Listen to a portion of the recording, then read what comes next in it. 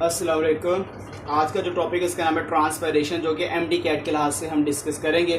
कैसे एमसीक्यूज बनते हैं, किस तरह से ट्रांसपायरेशन को डिस्क्राइब करना है, किस तरह से कहाँ से एमसीक्यूज बन जाते हैं एमडी कैट के लिहाज से।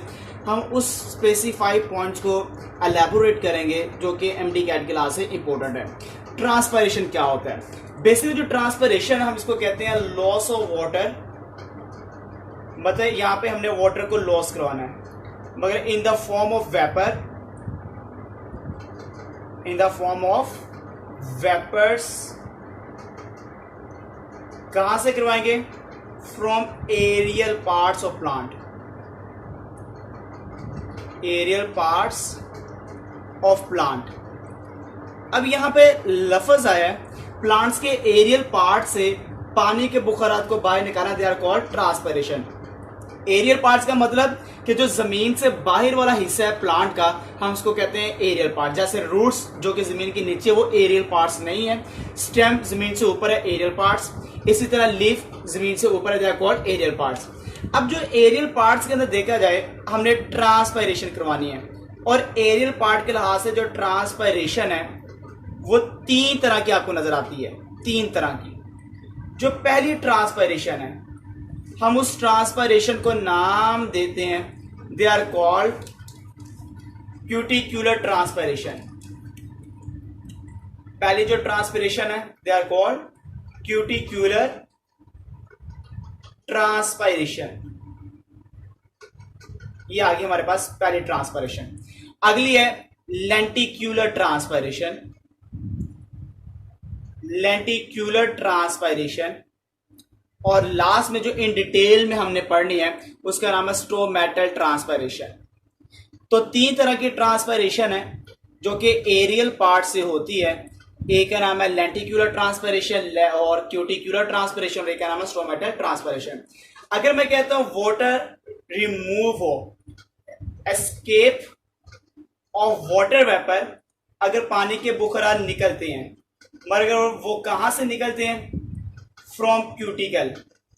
अगर वो क्यूटिकल से बाहर रिमूव होते हैं तो हम उसको नाम देते हैं, दे आर कॉल्ड क्यूटिक्यूलर ट्रांसपायरेशन। इसी तरह अगर वाटर रिमूव होते हैं वेपर की फॉर्म की तरह या वेपर्स की तरह,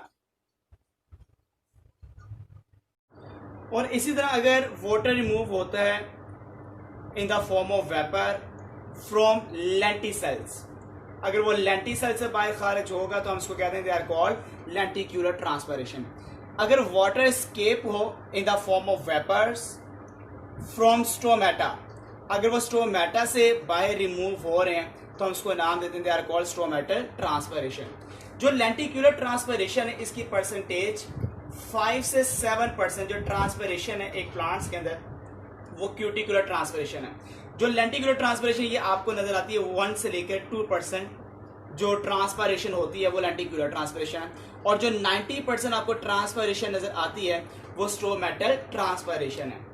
अब जो यहाँ पर सबसे इंपॉर्टेंट चीज है जो आपने सबके अंदर स्पेसिफाई करके इसको याद रखनी है, जैसे कि ये क्यूटिक्यूलर ट्रांसपायरेशन है, तो यहाँ पे वर्ड आ रहा है क्यूटिकल। तो क्यूटिकल क्या है? बेसिकली क्यूटिकल एक वैक्सी लेयर होती है जो लीफ को कवर करती है, वैक्सी लेयर। और इस वैक्सी लेयर की सबसे बड़ी खासियत यह है, ये not complete impermeable, not complete impermeable to water. ये कंप्लीट इम्परमिएबल होती है, इम्परमिएबल होती है टू वाटर। तो पानी के लिहाज से ये कंप्लीट इम्परमिएबल नहीं होती, जिसका नाम क्या है? क्यूटिकल है। अब यहां पर देखा जाए सबसे इंपॉर्टेंट बात, अगर मैं कहता हूं ये थिक क्यूटिकल है, अगर आपको पत्ते के ऊपर जो क्यूटिकल नजर आती है काफी ज्यादा मोटी नजर आती है, तो फिर क्या होगा? अगर काफी ज्यादा थिक क्यूटिकल है तो वहां पर आपको ट्रांसपायरेशन, क्यूटिकुलर ट्रांसपायरेशन, वो आपको कम नजर आती है, डिक्रीज होती है। वहां पे आपको ट्रांसपायरेशन का रेट काफी कम नजर आता है। अगर प्लांट के पास थिन क्यूटिकल है, मतलब कि जो लीफ को कवर करके रखा हुआ क्यूटिकल है, अगर वो आपको थिन नजर आती है तो वहां पे ट्रांसपायरेशन का जो रेट होगा वो काफी ज्यादा होगा। इसका मतलब ट्रांसपायरेशन जो क्यूटिकल की है that is depend upon their thickness. अगर मोर थिक होगी तो वहां पर आपको लेस ट्रांसपायरेशन रेट होगा, अगर वो थिन होगी वहां पे आपको मोर ट्रांसपायरेशन का रेट नजर आएगा। तो इसका मतलब cuticular transpiration that is completely depend upon their thickness of cuticle. अब आ जाता है लेंटिक्यूलर ट्रांसपायरेशन। लेंटिक्यूलर ट्रांसपायरेशन में जो वर्ड यूज हुआ है उस वर्ड का नाम है लेंटिसेल। They are lenticel. अब जो लेंटिसेल है ये बेसिकली आपको नजर आता है प्रेजेंट ऑन वुडी बार्क। ये आपको जिन प्लांट के पास होते हैं वो वुडी होने चाहिए, प्रेजेंट ऑन वुडी बार्क। जो दरख्त जो कि लकड़ी की तरह वुडी वो फॉर्म में जो दरख्त होते हैं, क्योंकि आपको पता है कुछ हर्बेशियस होते हैं, कुछ श्रब्स होते हैं, जड़ी बूटियां हो गई। जड़ी बूटी जब जरा सी सख्त होती है तो वो झाड़ियों की फॉर्म में आती है, उसको कहते हैं श्रब। झाड़ियां क्या होती है? श्रब्स होती हैं। और जब दरख्त आ जाते हैं उसको कहते हैं वुडी प्लांट्स। तो वुडी जो प्लांट्स होते हैं उनकी बार्क, उनकी छाल के ऊपर आपको नजर आते हैं लेंटिसेल्स। लेंटिसेल बेसिकली देखा रहेगा स्मॉल पॉट्स होते हैं, छोटे छोटे सुराख होते हैं, स्मॉल पॉट्स होते हैं। और सबसे इंपॉर्टेंट बात जो आपने यहां पर याद रखनी है, जो लेंटिसेल्स है ये इन्वॉल्व होते हैं दो कामों के अंदर। एक तो आपको मैंने बता दिया है और वो क्या है? लेंटिक्यूलर ट्रांसपायरेशन। एक तो मैंने बता दिया कि ये क्या करता है? लेंटिक्यूलर ट्रांसपायरेशन करवाता है, लेंटिसेल से पानी का बाहर निकलना, लेंटिक्यूलर ट्रांसपायरेशन। और दूसरा काम है गैस एक्सचेंज। मतलब यहां से गैस एक्सचेंज भी होती है और गैसेस एक्सचेंज के साथ साथ इन सुराखों से पानी के बुखारात भी बाहर निकलते हैं, और इसलिए मैंने बताया ये लेंटिक्यूलर ट्रांसपायरेशन में भी इन्वॉल्व होता है। अब आ जाते हैं इन डिटेल स्टोमेटल ट्रांसपायरेशन के ऊपर। यहां पर जो वर्ड हमने यूज किया है जो कि सबसे ज्यादा इंपॉर्टेंट वर्ड है जिसको हमने इन डिटेल में डिस्कस करना है, और उसका नाम है स्टोमेटा। स्टोमेटा। स्टोमेटा बेसिकली देखा जाए ये स्मॉल पोर है, छोटा सा सुराख होता है, स्मॉल पोर्स, जो कि सराउंडेड होता है, घिरा हुआ होता है। मरे वो किससे घिरा होता है? उसका नाम है गार्ड सेल। तो ये गार्ड सेल्स के इर्द गिर्द, जो गार्ड सेल्स है वो इर्द गिर्द मौजूद होते हैं, दो गार्ड सेल एक सुराख के, और उस सुराख को नाम देते हैं स्टोमेटा। अब जो स्टोमेटा ये आपको नजर आते हैं present on epidermis, present on epidermis. अब एपिडर्मिस आपको पता है कि एक होती है लोअर एपिडर्मिस और एक होती है अपर एपिडर्मिस। अब इसकी पोजीशन के लिहाज से ना हमारे पास दो तरह की लीफ आते हैं। मतलब कि स्टोमेटा की प्रेजेंस के लिहाज से हमारे पास दो तरह की लीफ है। एक जो लीफ है हम उसको नाम देते हैं बाइलेटरल लीफ। बाइलेटरल लीफ है हमारे पास। एक लीफ होता है जिसको कहते हैं डॉर्सी वेंट्रल लीफ। एक है डॉर्सी वेंट्रल लीफ, और एक हमारे पास होता है जिसको कहते हैं बाइलेटरल लीफ। अब ये दो पत्ते हैं और दोनों की शेप डिफरेंट होती है। एक बाइलेटरल लीफ है और एक का नाम क्या है? Dorsiventral leaf. याद रखने के लिए आपको मैं बता देता हूं, जो बाइलेटरल लीफ है ये मोनोकोट जितने भी प्लांट्स होते हैं उनका जो लीफ होता है वो बाइलेटरल होता है, और जो डाइकोट्स होते हैं उनके जो लीफ होते हैं वो डॉर्सी वेंट्रल होते हैं।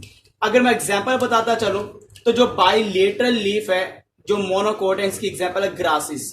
जितने भी ग्रासिस हैं वो सारे बाइलेटरल लीफ रखते हैं। और डाइकोट की एग्जांपल बताता चलो तो मेस के साथ साथ लिली, वाटर लिली। तो जो वाटर लिली है और मेज का प्लांट, इनके पास जो पत्ते हैं वो डॉर्सी वेंट्रल, क्योंकि ये डाइकोट है, और ये जो आपको नजर आ रही है कौन से? ये मोनोकोट जो कि ग्रासिस हैं।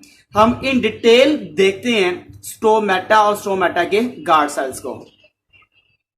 जी, तो हमने स्टोमेटा गार्ड सेल को पढ़ना था, मगर मैं जरा से बताता चलो बाइलेटरल लीफ में स्टोमेटा आपको कहाँ नजर आता है और डॉर्सी वेंट्रल में आपको कहाँ पर नजर आता है। बाइलेटरल लीफ में जो स्टोमेटा है ये आपको नजर आता है present on lower epidermis and upper epidermis. मतलब यहाँ पे आपको लोअर एपिडर्मिस और इसके साथ साथ लोअर एपिडर्मिस के साथ साथ अपर एपिडर्मिस दोनों पर आपको नजर आता है स्ट्रोमेटा। तो इसका मतलब क्या हुआ, जो दोनों पे स्ट्रोमेटा रखता है वो बाइलेटरल लीफ है, मोनोकोट का लीफ है। ठीक हो गया। और यहां पे देखा जाए डॉर्सी वेंट्रल लीफ के पास यहां पे सिर्फ आपको नजर आता है ओनली इन लोअर एपिडर्मस। और अगर सिर्फ लोअर एपिडर्मस के पास स्टोमेटा मौजूद है तो याद रखिएगा वो कौन सा लीफ है, डॉर्सी वेंट्रल। और जहां पे दोनों साइड पे नजर आता है लोअर भी अपर भी एपिडर्मस के ऊपर, उसका नाम क्या है, बाइलेटरल लीफ है। अब जो आपके पास स्टोमेटा है, स्टोमेटा बेसिकली ये दो गार्ड सेल्स के सेंटर पर जो सुराख होता है, हम उस सुराख को नाम देते हैं, दे आर कॉल्ड स्टोमेटा, जो कि इस गार्ड सेल के फूलने की वजह से आपको नजर आता है। ये जो गार्ड सेल्स है, गार्ड सेल्स, इसकी सबसे बड़ी पहचान इसकी शेप है। शेप, इसकी जो शेप है इसको किडनी बीन शेप कहते हैं। किडनी बीन शेप जो आपको नजर आता है जैसे कि लोबिया के दाने की तरह या किडनी की तरह जो आपको शेप नजर आती है वो किसकी है, जिसको नाम देते हैं गार्ड सेल्स की। इसी के साथ साथ अगर देखा जाए इसको डंबल शेप भी कहते हैं, डंबल शेप। अब यहां पे अक्सर बच्चों के क्वेश्चन आता है किडनी बीन शेप और डंबल शेप। ये अपने पॉइंट को याद रखना, जो किडनी बीन शेप है ना, ये भी इसकी शेप है, मगर कहां पे नजर आएगी, किन लीफ के पास होगी, ये आपको डाइकोट लीफ के पास नजर आएगी। तो जो डाइकोट लीफ है उनके पास जो गार्ड सेल है उनकी किडनी या बीन शेप्ड है। और अगर मोनोकोट अगर आपके पास लीफ है तो उसके पास जो गार्ड सेल्स हैं वो डंबल शेप है। ये आपने याजमी याद रखना है कि मोनोकोट के पास हम इसको डंबल शेप कहते हैं, और किडनी जो बीन शेप्ड है वो आपको नजर आती है किस लीफ के पास, डाइकोट लीफ के पास। जो गार्ड सेल्स हैं, ये दोनों गार्ड सेल्स, इनकी साइड्स दो होती हैं, एक अंदर वाली साइड्स है और एक बाहर वाली साइड है। जैसे मिसाल के तौर पर ये इसकी आपको जो नजर आ रही है इनर साइड, और ये आपको नजर आ रही है आउटर साइड। अब जो इसकी इनर साइड है, इनर साइड, इसकी सबसे बड़ी पहचान ये आपको कॉनकेव नजर आती है। अब कॉनकेव के साथ साथ ये थिक होती है, मोटी होती है, और थिक के साथ साथ हम इसको कहते हैं ये नॉन इलास्टिक है। मतलब कि अंदर वाली जो आपको नजर आ रही है नॉन इलास्टिक है, नॉन इलास्टिक के साथ थिक होती है और कॉनकेव होती है। और जो आउटर साइड है, बाहर वाली साइड, इसकी सबसे बड़ी पहचान ये कॉन्वेक्स होती है। कॉन्वेक्स के साथ साथ ये आपको थिन नजर आती है, और थिन के साथ साथ ये आपको इलास्टिक नजर आती है। जो गार्ड सेल्स हैं इनके पास आपको काफी ज्यादा क्लोरोप्लास्ट नजर आते हैं, क्योंकि ये फोटोसिंथेसिस परफॉर्म करता है, और फोटोसिंथेसिस परफॉर्म करने की वजह से हम इसको कहते हैं ये फोटोसिंथेटिक सेल्स हैं। ठीक हो गया। तो इसके पास हैज न्यूमरस क्लोरोप्लास्ट। तो ये भी पॉइंट हम यहां पे शामिल करेंगे, क्लोरोप्लास्ट इसके पास काफी ज्यादा होते हैं। और इसी के साथ साथ क्लोरोप्लास्ट के साथ साथ देखा जाए इसके पास न्यूक्लियस होता है, सिंगल न्यूक्लियस। इसके पास भी एक न्यूक्लियस होगा और इसके पास भी एक न्यूक्लियस होगा। तो इसका अगला पॉइंट हम यहां पे डिस्कस करेंगे कि इट हैज सिंगल न्यूक्लियस, इसके पास एक न्यूक्लियस होता है। इसके बाद जो सबसे बड़ा पॉइंट है जो आपने याद रखना है, इसका जो आपस में या दूसरे सेल के पास कोई कनेक्शन नहीं होता, जिसका नाम प्लाज्मोडेस्माटा। इसके पास जो प्लाज्मोडेस्माटा है वो एब्सेंट होता है, एब्सेंट ऑफ प्लाज्मोडेस्माटा। और आपको पता है प्लाज्मोडेस्माटा के जरिए से जो ट्रांसमिशन होती है हम उसको कहते हैं, दे आर कॉल्ड सिम्प्लास्ट। तो इसमें सिम्प्लास्ट पाथवे जो सा एब्सेंट होता है क्योंकि इसके पास प्लाज्मोडेस्माटा नहीं मौजूद है।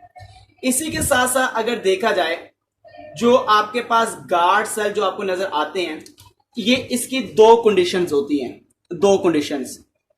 और एक कंडीशन वो होती है जब ये अपने अंदर पानी को अपटेक कर लेता है, और अपटेक करने की वजह से ये टर्जिड हालत में आ जाता है। और ये टर्जिड हालत में जब आता है तो ये फूल जाता है, और फूलने की वजह से यहां पे आपको सुराख नजर आ जाता है। इस वजह ये टर्जिड हालत में है। तो जब ये फूल जाएगा, टर्जिड हाल में आ जाएगा, उस वक्त स्ट्रोमेटा ओपन हो जाता है। आपको स्ट्रोमेटा नजर आता है, वो क्या होता है, स्ट्रोमेटा ओपन होता है। अगर दूसरी कंडीशन में देखा जाए, अपने अंदर से जब ये पानी को लॉस कर देता है, निकाल देता है, उस वक्त ये फ्लैसिड हो जाता है, सुकड़ जाता है। और फ्लैसिड कंडीशन के अंदर जो स्टोमेटा ये आपको विजिबल नहीं होता, या आपको नजर नहीं आता, तो स्टोमेटा इस वक्त लॉस हो जाता है। तो दो कंडीशंस हैं, जैसे कि मैंने बताया, फ्लैसिड कंडीशन में आपको स्टोमेटा नजर नहीं आता है, जैसे ये देख सकते हैं, ये फ्लैसिड कंडीशन है, तो स्टोमेटा इस वक्त विजिबल नहीं है। और टर्जिड कंडीशन में आपको स्टोमेटा विजिबल होता है, वो अपीयर होता है, आपको नजर आता है। तो ये दो कंडीशंस हैं। अब जो टर्जिडिटी और फ्लैसिडिटी, मतलब ये दो कंडीशन को इफेक्ट करने वाले काफी फैक्टर्स होते हैं, जैसे temperature, light, carbon dioxide, humidity, ये सारे के सारे जो फैक्टर्स हैं जो कि कंट्रोल करते हैं या इफेक्ट करते हैं opening and closing of stomata. इंशाल्लाह ये हम अगले लेक्चर के अंदर देखेंगे कौन कौन से फैक्टर्स हैं जो कि ओपनिंग एंड क्लोजिंग को कंट्रोल करते हैं स्टोमेटा की, या वो कंट्रोल करते हैं गार्ड सेल की टर्जिडिटी और फ्लैसिडिटी को। तो वो हमारा अगला लेक्चर होगा। और उसके बाद जो हमारा लास्ट लेक्चर होगा उसको मैं इन डिटेल डिस्कस करेंगे ओपनिंग और क्लोजिंग, ओपनिंग और क्लोजिंग के कौन कौन से हाइपोथेसिस हैं जो बताते हैं कि किस तरह से ये ओपन होता है, किस तरह से ये क्लोज होता है। एक हमारे फैक्टर्स होंगे जो कि इफेक्ट करते हैं, और एक हमारी हाइपोथेसिस होगी जिसके अंदर हम इन डिटेल डिस्कस करेंगे कि कैसे गार्ड सेल्स ओपन होता है, कैसे स्टोमेटा ओपन होता है और कैसे स्टोमेटा क्लोज होता है।